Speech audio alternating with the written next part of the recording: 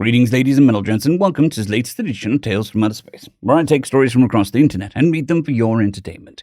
This particular story is called Oh Crap, written by Lostfol.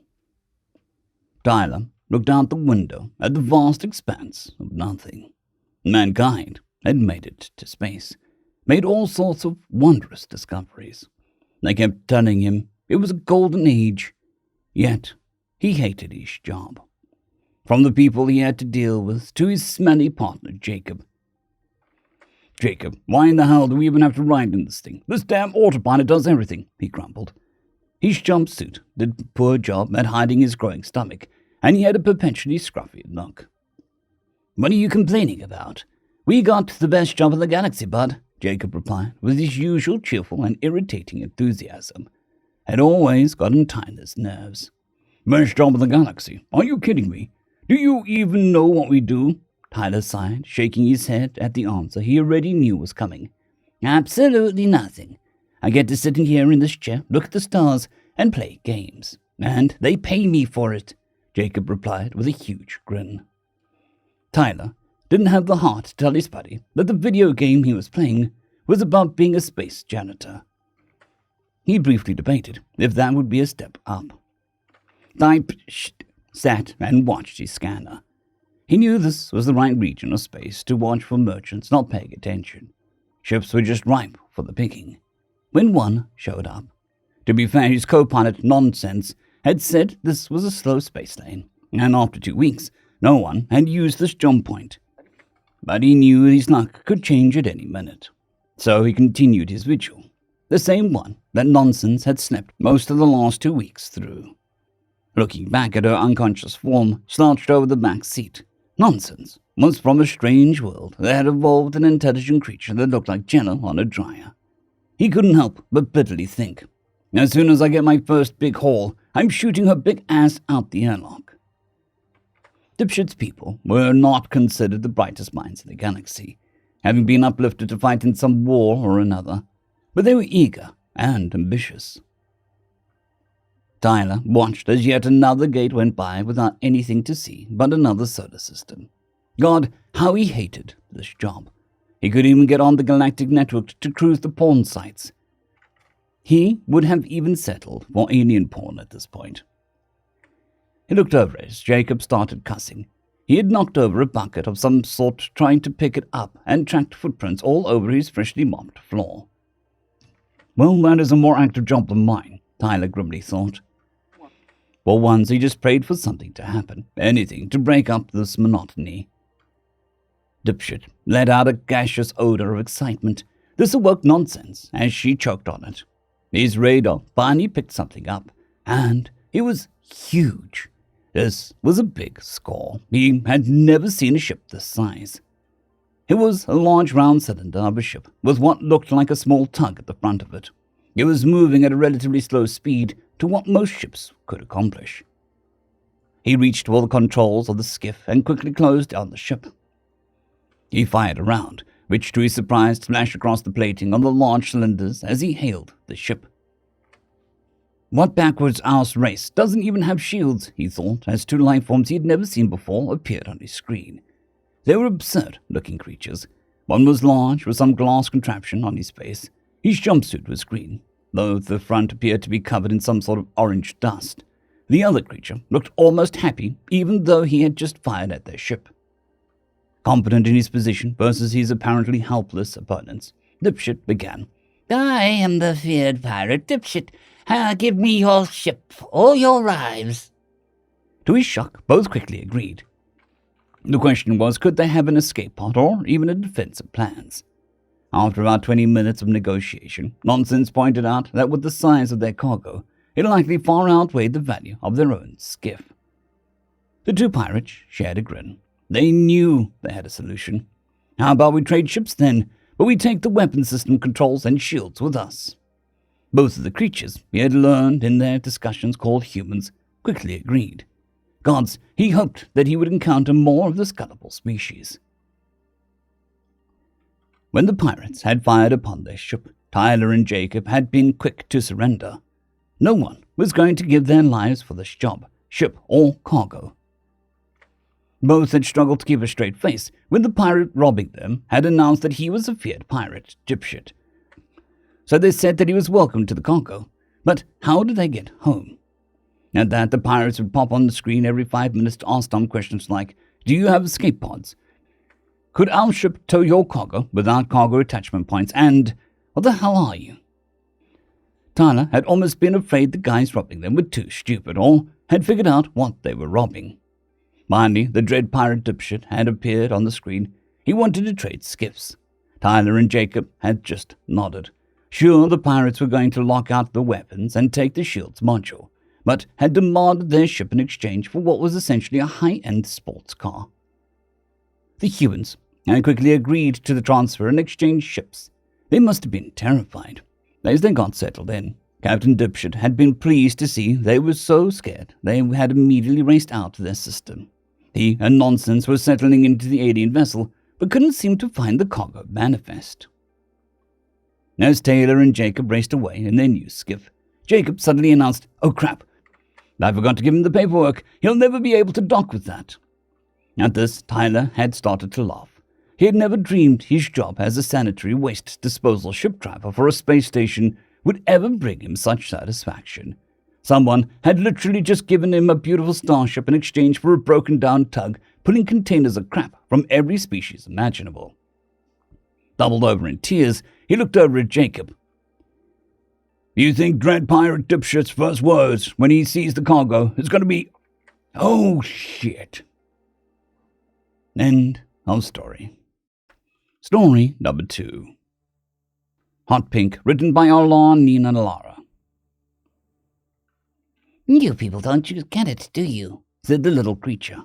We couldn't have stood more than 1.5 meters tall, less than half the height of any other being in the room. Any of you mother mating rectal openings ever seen a Hugh male before? The barroom went silent, and all sensory organs were either pointed at or attuned to the tiny pink creature, slowly climbing off the floor. His hands were brushing dust off the shapeless brown coveralls he wore. Nobody said a word. The creatures that used lungs or other bellows-like organs for respiration held their breath. "I guess not," said the creature, well aware of the attention he was drawing. "Well, here's your first lesson.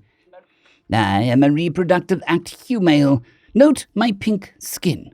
The tiny creature raised his hands, showing both sides to the room. To call that hand pink would have been an understatement of understatements. "We have fur on the top of our heads," said the little creature, now pointing to the patch of bright pink hair that covered the top of his too round head. "Most obvious of all that we have 2 arms, 2 legs, 2 ears, and a pair of eyes.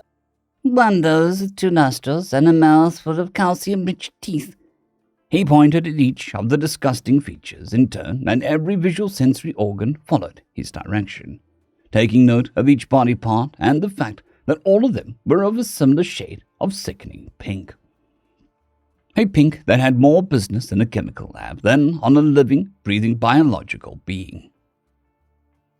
If you had ever seen a Hugh male before, even once, you'd think a pile of water vapor mist emitting waste products like you beings of unknown parentage would remember it. You see, if you had seen a Hugh male before, you'd know that we're a volatile bunch that don't take kindly to beings of unknown parentage leaning back into our reproductive act path and knock our drinks out of our hand. With this, he looked down at the drenched creature at his feet. It was a mammalian of some kind, likely female, judging from the bulges of fatty tissue on its upper chest. Her long hair was clumped into sticky, wet snakes splayed across her head. She reached up gingerly with an olive-tinged 5-fingered hand and felt the back of her head, wincing as she touched it. She licked her lips and frowned before disentangling herself from her bar stool and climbing slowly back to her feet. "Well, what do you have to say for yourself, female representative of quadrupedal pack hunting?"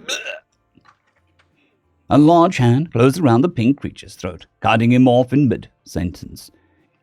His flesh seemed to ooze between the 5 dark-skinned fingers of that hand as they closed around his too thin neck. He twisted his head almost 108 degrees to look behind him, all the while his face turning brighter and brighter pink.